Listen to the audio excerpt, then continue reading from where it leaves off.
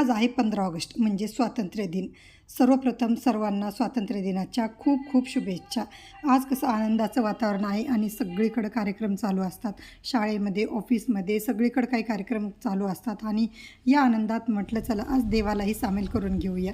म्हणजेच जे फुलं असतात, जे आपले बेलपत्र किंवा जे पानं आपण देवाला वाहतो त्या सगळे कलर मिक्स करून हा एक तिरंग्याचा रंग मला असा बनवायचा होता आणि त्याच्यासाठीच मग मी सकाळी उठलं की गार्डनमध्ये गेले। त्या ठिकाणी काही केशरी, पांढरे सगळे काही फुलं आहेत, जेवढी फुलं आहेत तेवढी मी काढून घेतली आणि जास्त तर 3-4 कलरचेच फुलं मला आज पाहिजे होते आणि तेवढे गार्डनमध्ये होते।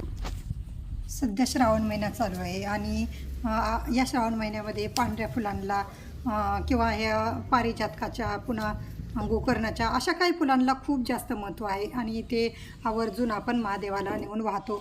आणि आज तर शनिवार आहे, आज तर आगारडा वाहण्याची सुद्धा एक काहीतरी म्हणजे त्याचा काही नियम मला माहिती नाही, पण आज आगारडासुद्धा वाहतात। जेवढे तिरंग्याचे कलर आहेत ना तेवढे महादेवाला खूप जास्त फुलं किंवा पानं आवडतात। म्हणजे हिरव्या कलरचं बेलपत्र, पांढरी फुलं तर खूप आवडतात। परत पारिजातकाची फुलं आहेत, त्याची दांडी केशरी आहे आणि निळ्या कलरचं गोकर्णाचं आणि ही सगळी फुलं मी गोळा केली आणि छानपैकी मंदिरामध्ये महादेवाची पूजा केली आणि असे सुंदर प्रकारे पांढरे, केशरी, खाली हिरव्या कलरचं बेलपत्र वाहून अशी सुंदर अशी पूजा केली आणि खूप प्रसन्न वाटत होतं। मंदिरात तर धूप दीप आणि त्यांचा सुगंध असं मंदिरामध्ये तर वातावरण आधीच त्या मंदिरातलं वातावरण तर तिथं गेलं की सगळं आपण जी काय मानसिक ताणतणाव असला तरी पण तो कमी झाल्यासारखा वाटतो आणि मग काय असं सुंदर आपण डेकोरेशन केल्यावर मग तर काय